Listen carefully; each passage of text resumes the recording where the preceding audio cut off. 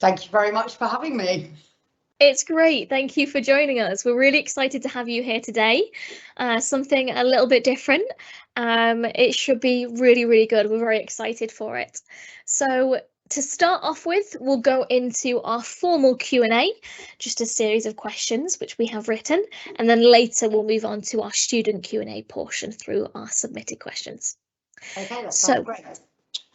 To get started, just so that those listening can get to know who you are a little bit better, could you tell me a little bit about your career journey and what it is you do now?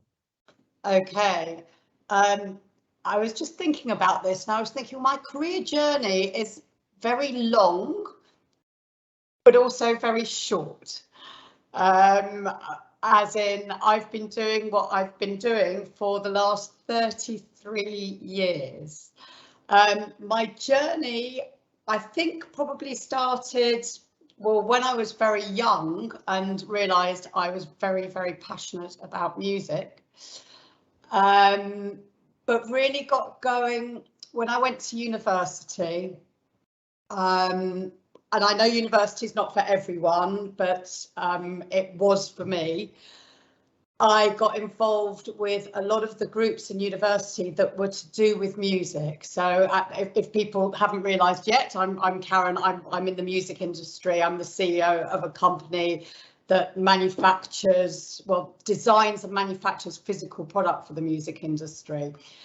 And music does something to me that I can't actually tell you. It's something very visceral. When I go and see music, it makes the hairs on the back of my arms stand up. And when I was at university, I got involved with all the groups at university that were booking bands. And I started booking bands myself in the second year. And so I got involved in the industry of the music industry that I didn't actually know existed. And something inside me just lit me up. Again, can't explain it. And I was booking independent bands, which was also the type of music that I was interested in. And I made money for the university. So I guess that was kind of quite entrepreneurial. And at that time, I didn't really know that I wanted to get into the music industry. I didn't know I was entrepreneurial in the slightest.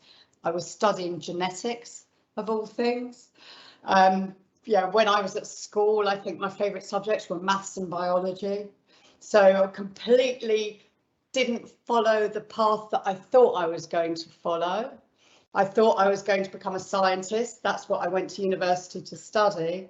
But because I got so involved in the music and it really did something for me, it kind of sat in my head for a while. And then when I'd finished college and I'd been travelling, I came back to London and decided I wanted to get a job in the music industry. But it was very difficult back then to get into it. Everyone told me that as a woman, it's a very male-dominated industry, that I could be a secretary or a PA, and that was it. I said, I want a secretary or a PA, thank you. But anyway, I started looking for jobs, and I actually started off as a receptionist. So I only wrote my CV once, and that was for my job that I got as a receptionist in a distribution company.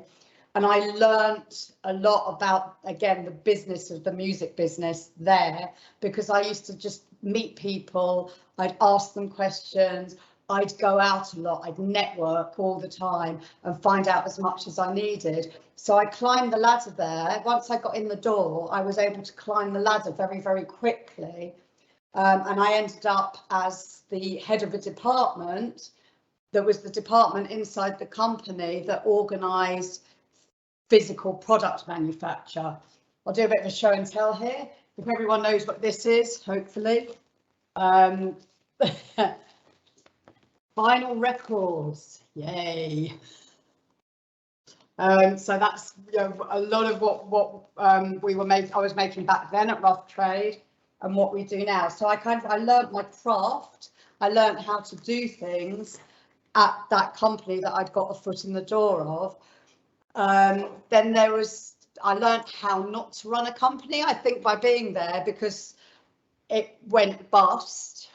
before it did, I managed to take a redundancy payment from it and decided to use everything that I'd learned there and start doing what they'd done on my own for other people. So as I say, that one CV got me in as the receptionist. I moved up. I then started key production. That was 1990. So probably longer than some of your listeners' parents have been alive. And I built the company. So it started off just as me, and now it's a company. Oh God, I think there's about 65 of us. We've got an office in Europe. We've got 4 in the UK. Yeah, we've just sort of grown and grown and grown over time. That's a nutshell. Thank you. I know it can be quite difficult to fit like so many years of a career within a short amount of time. So yeah, a really nice overview, and great to hear about you going to university and thinking about science and then just completely finding like another career path. Crazy to think about how, when you were the age of our listeners, you were set on science. And obviously not at all is where you've ended up. So really kind of put things into focus, really. To be honest, I spent a lot of time wanting to become a doctor, but not liking the sight of blood. Yeah, I don't think I could definitely do that either. A bit squeamish. So you did touch on this during the explanation, but what motivates you about the music industry, and why did you choose to have the rest of your career in this industry? Were you never tempted to kind of go back to science or look at other things? Now when you found it, what kept you here? It's a passion, so it really excites me. When I first started in it, even before I had my own company, to be able to work in something that you enjoy doing so much and getting paid for it, it is priceless. It's almost like getting paid is an extra, because you just, I work with people that I have a lot in common with, I get on really well with. I was going to, gigs for free, which I'd normally pay for, and parties. The music industry isn't all about gigs and parties, I hasten to add. We work really, really hard. But a part of it was just something that I felt very passionate about. I don't think I've ever lost my love for science. So I travel quite a lot. So I did genetics, and one part of genetics that fascinated me was the behaviour of animals. And so quite often, if I go on holiday, I'll want to go somewhere where I can either sort of sit and volunteer with the animals, or actually just go and see them in the wild and things like that. And I've always kept that interest. At one point, I did have a kind of a crossroads moment in my life where I got offered to do some work studying apes. I can't even remember where it was, or to go travelling actually, and I thought, I'm too young to kind of get tied down into one thing, I'll go travelling. And then I went travelling, and then I got into music, and it's just kept me going all the time. The passion, the people, and I think for me as well, one of the things that keeps me going is I'm always learning. I'm always going on courses. I'm always learning about other things. I'm always trying to find out about the next thing and what my competitors are doing and stuff like that. So it's never a dull moment. And I think even for me, even if you're in what would be termed as the dull side of the music industry, I'm not an artist. Although I did DJ a bit when I was at university. I'm not a DJ, I'm not famous. I've never wanted fame. Fame, to be honest with you, actually terrifies me. But being in the background, but working with something that you really love is just amazing. I really love that. I really like the idea that, you know, you get driven by the passion of it.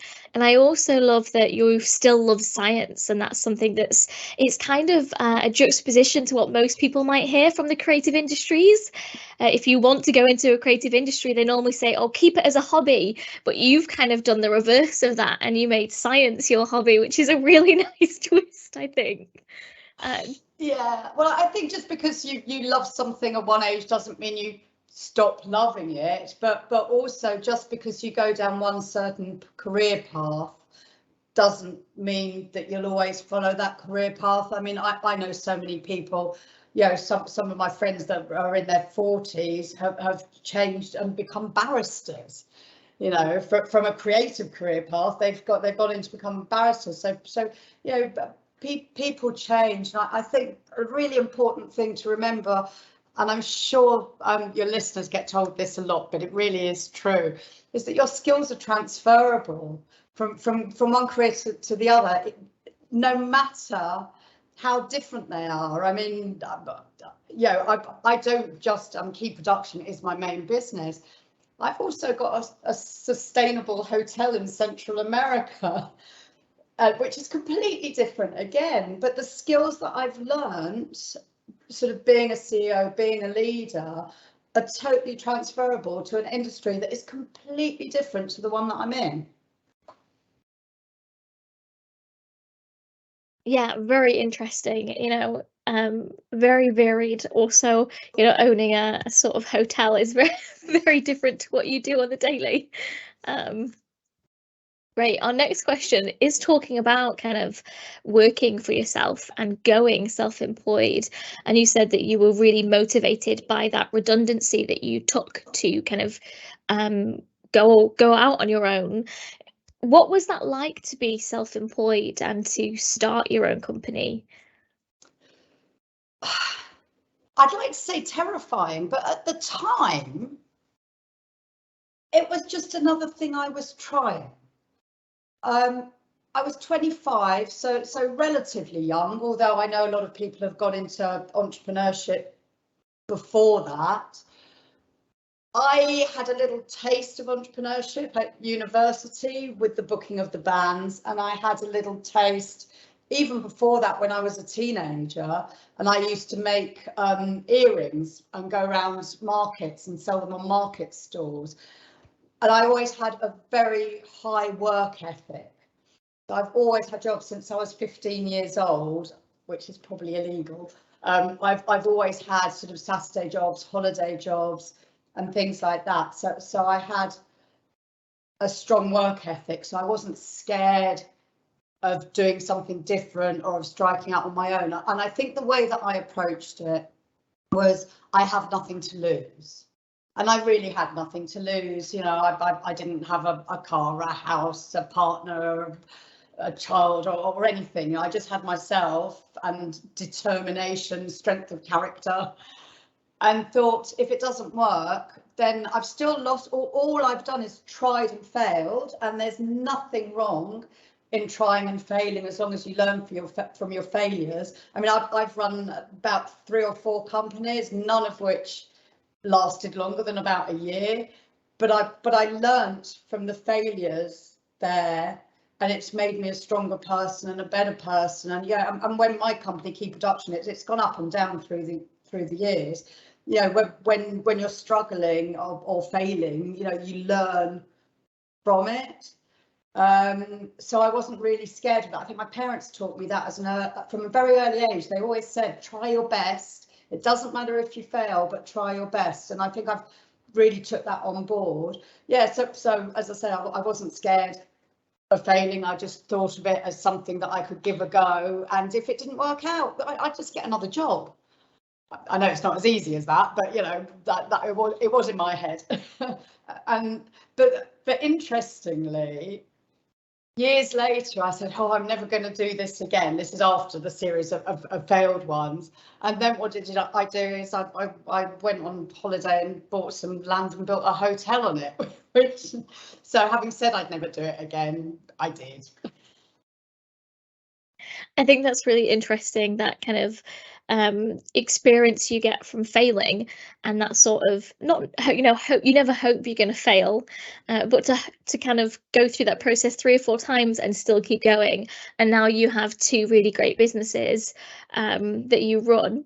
Three. I think I might have missed the 3rd one in my research. It's not something that's shouted about particularly, but I've got a property company as well. Okay. Company. Well, now you run 3, and having gone through that, it's really crazy to show what that kind of continuation can kind of really get you. Our next one is about, you know, key productions, and just wanting to know a little bit more about why you're passionate about your company and what your company does, and just so our young people kind of become a little bit more aware of you and that sort of background and your kind of aims and goals.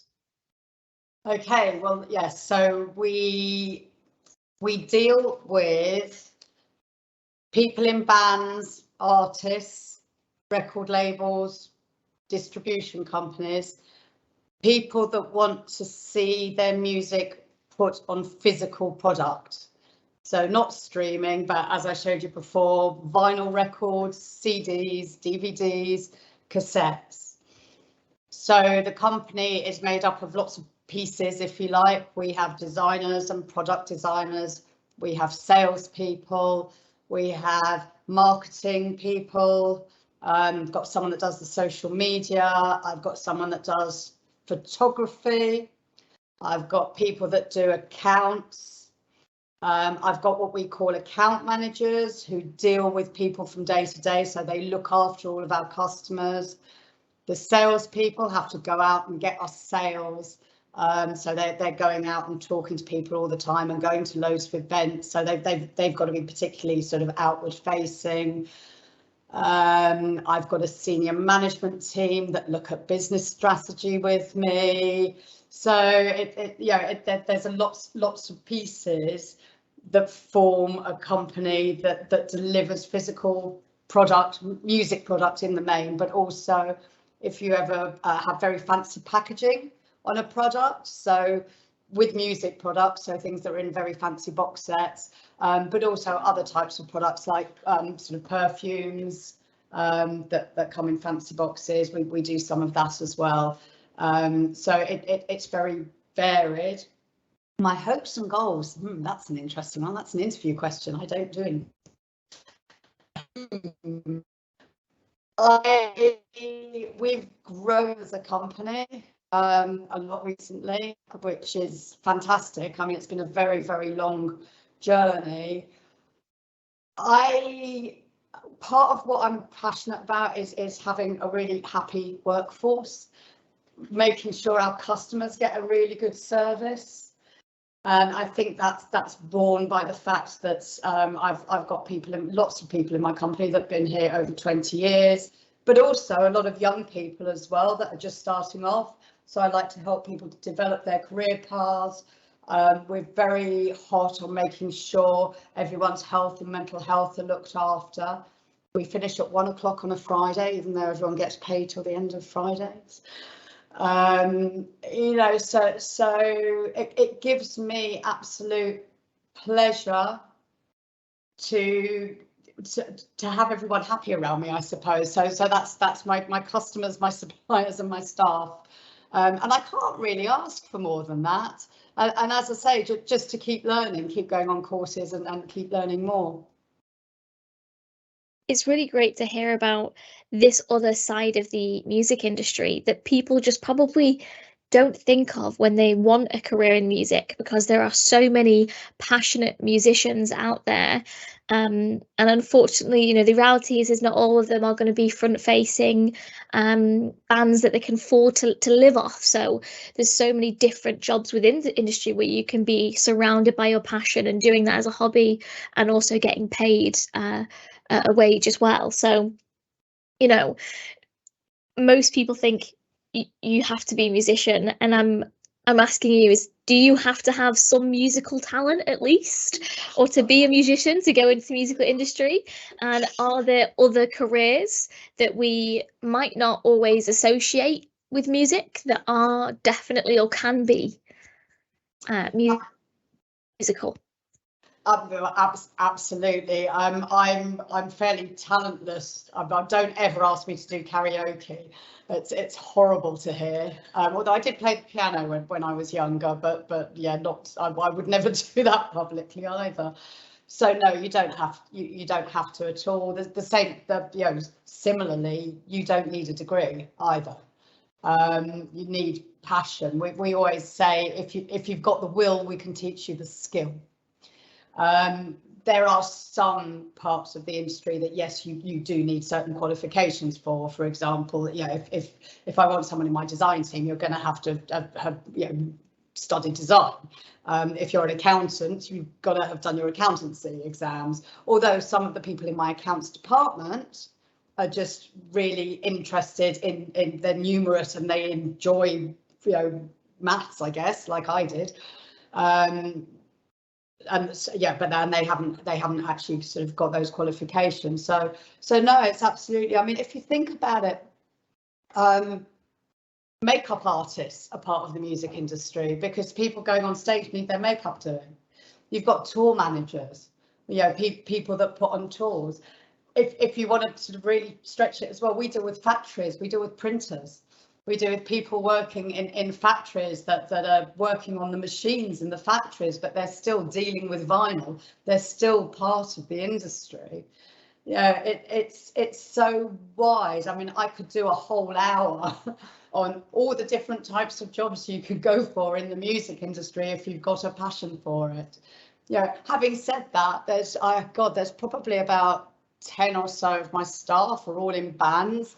Some of them that are touring bands, so we try and help them by letting them have their move their holidays around so that they can tour with their bands, and some of them just in bands with their friends. So yes and no. I mean, I think a passion is we look for people with a passion. I don't think there's anyone in the company that doesn't like music. I don't know anyone that doesn't like music. But there's some are more interested in it than others. But certainly no, you don't have to be talented to get into the industry. It's a massive industry. Again, lawyers as well, sort of legal assistants. There's all that side of things. Managers of bands, people that set up the stages, people that do the sound, producers. It's enormous. Yeah, great. Really, really crazy to think about. And I love that your company helps support people if they are musicians and wanting to do that. It's a really little nice thing to do as a company. Our next question is about kind of the industry. You've been in it for a very long time. You have lots of experience in different areas. How has the music industry changed over the years? What was it like in the past and how was like now? And then also, what does the future of kind of physical music manufacturing look like? Vinyls and etc. Things like that. What might that look like in the future? Oh, that's a very long question. How's it changed? I'm happy to say, so I do a lot of work with young women in the music industry, which I guess is a fourth company, which is my not-for-profit, Moving the Needle, which is how we came here in the first place. And as an older woman in the music industry, it was incredibly male dominated, with not many chances for women and not many chances for women to get to sea level. That has changed, it's improved, but it's nowhere near where it should be. So myself and several people I know are on a mission to change that with Moving the Needle. So that's changed, but from key production point of view, the biggest change is when I started, there were no mobile phones, there were no computers, there was no internet. So the artwork was done on flat pieces of paper, not on a computer. Music didn't go, there was no streaming or downloading or anything like that. Everything was physical. So for us, everything like that has changed. So the way I work has completely changed, because obviously everything's done on computers now. Yeah, the way people listen to music has changed. Beforehand, the only possibilities were vinyl, CD, and cassette. And now people stream all the time. Yeah, we've gone through downloading. So as a company, a lot of things have changed. So yeah, we at one point we got into a bit of trouble because everything that we made, we weren't making anymore, because nobody was buying it anymore. So yeah, that's changed. Also, things like all the jobs that we've got now that rely on tech, which seems to have gone frozen at my end. I hope you're still hearing me. Yes, good. Yeah, so you know, things like the social media marketing, that didn't exist then. So it's the way we do things, how we do things. Everything has had a complete sea change, how we listen to things. Looking at the future, well, it's been really interesting, hasn't it? Because I've always been working with vinyl, and vinyl was up here, down there, up there, and now it's up here again. So it's quite hard to predict what's going to happen in the future. But what I have seen is that people, once they fall in love with physical music product, they start collecting it and they never stop. And whilst a few years ago it was my age group that were the collectors, I've now probably got 2 generations below me that have also turned into collectors. So I can't ever see it going away. A lot of people keep telling me that CDs are dead, but they're not dead. They're not dead. There's still a lot of people that collect CDs, and I'm now hearing that a lot of younger age groups have started buying and collecting CDs as well. So I think the future's fairly bright. I hope so. Anyway, I want to go on for another 30 years.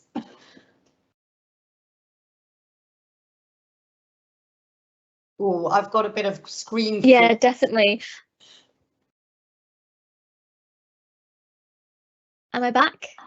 I think it's me. I don't think it's you. Okay. Great. Sorry about that. Sometimes my internet just goes. It has a little bit of issues. The tech. So for our final question is, what do you wish you had learned earlier? Oh, that's a really interesting one. So I never studied business, obviously. I studied genetics. And whilst I've learnt about business by being in business, which isn't a bad thing in itself, because you learn on your feet, it's not just about reading in textbooks, I kind of would like to have at least had an idea of what I was letting myself in for. I say that, and then maybe I wouldn't have wanted to do it. Who knows? Never start a business with a partner. I think that's certainly what I wish I'd learnt before I did that, because not only did the business fail, but so did the partnership.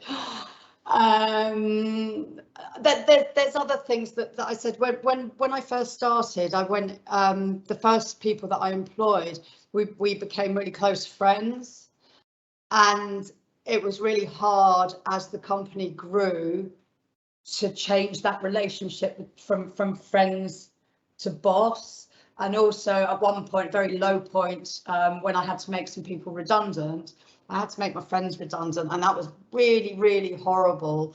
So I would say, don't employ your mates, but on the other hand, they're still my mates, and would I have done it differently? Probably not. I should have learned, So apart from that, I think everything's about experience and learning, and if you don't do it, and if you don't make the mistakes, you don't end up where you are today. Very, very true. And with that, we end our formal interview, and we move on to the student Q&A section. So these questions have come in from different students, and we'll kind of go through them now.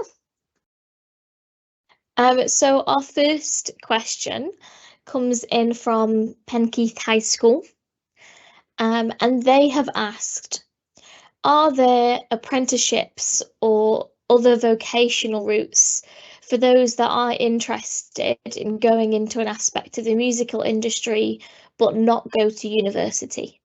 Yes, I mean, I'd say the majority of people that work for me haven't been to university, and actually quite a lot haven't even done further education. But it is about apprenticeships or internships. There's a company called Diva, D-I-V-A, and they do a lot of internships for the music industry. There's Sony, a lot of the major record labels, they do internships as well. So you'd want to have a look at them. Yeah, we do look at apprenticeship schemes when we're looking for new employees. We advertise in sort of all around the music industry, and we look at anybody. Yeah, we've got a junior role open at the moment. We're looking for people, I'd say, try and get some work experience. I say this to everyone, is even if it isn't relevant work experience, if you're coming to me for a junior role in a job, and I've got two people that look similar in their passion, then I'd take the person that's got a little bit more experience, because I know that they're going to know how to deal with people and work with people. So yes, there certainly is. I'm struggling with the website. There is a website that I can give. I'll send you afterwards, that kind of links you to the different types of jobs in the music industry that might be quite useful. So short answer, yes. I love that point that you made there about when you're looking for someone, even if they have a little bit more experience in an industry that's not relevant to the music industry, that you would take that. And I think that can be really interesting, because we normally get a lot of questions around, how do I find something in the music industry and I can't find anything, like, what do you recommend? So that's a really interesting thing that says something is kind of better than nothing from your point of view. And if you were looking at that, you would take that person who has something at least. Yes, I mean, obviously there's a lot of non-university courses in the music industry. There's a company called BIM, BIMM, that do courses, Tileyard Education. I mean, have a look at those, because there might be some more vocational stuff that's much more interesting. Doing sort of internships or part-time work or something in the industry. I mean, I think from my experience, and certainly a lot of people I know, is getting there somewhere. Go and work in a record shop. It's good experience to try to get a foot in at some point. But if, as I say, if I'm not necessarily looking for somebody with music industry experience, I'm looking for someone with the passion, they want to get in there, but some experience working somewhere is always going to be a bonus over someone that hasn't got anything. So our next question is thinking about your own time in school, which is really fun. So what was your favourite subject at school and why? Maths. Maths, I do laugh at this because I think, God, everyone's going to think I'm nuts. I really liked, like in quadratic equations, you knew you were right at the end. You could logically work through something, and I actually think that was a real basis for me being good at business, is because I can see a problem and I logically work through the problem, little chunks at a time, until you get to the answer. Yeah, so that was maths, and biology, sort of animals, the study of humans, what makes us tick, why are we like we are, why do we look like we are, why do we act like we do, so that side of things. I'm very curious, And I think I remember when I was about, God, 3 or 4, no, maybe a little bit older, maybe 6 or 7. I did a little project at school called Birds and Beasts of Australia. So even back then, I was fascinated with the different sort of flora and fauna all around the world. And you know what, maybe one of my big passions as well is sustainability. And I think maybe that all ties up, you know, with wanting to seeing how beautiful the world is and how everything in it works together, kind of all ties up all the different facets of me. I love that you said you have a passion for sustainability, because I think most people think about manufacturing and wouldn't think about sustainability coming kind of hand in hand in that one. And how could someone in manufacturing also be passionate about sustainability? But I think that's probably what we need more of. Yeah, and I can do a whole other hour on that as well. Now, and I get it, but there's sustainability, the sustainability of the music industry and a business at the same time doing it in the most sustainable way possible. So yes, I get it. Yeah, we are making stuff, but when you talk about sort of downloading and streaming, that's also not, because it's done in such huge amounts, that's also not sustainable. So yeah, it's a whole other conversation one day. Definitely a lot of time would be needed to dive into that one. So we're coming closer towards our time, so we have just time for a couple more questions. So this next one, we'll go back to the Penkey School. They've asked,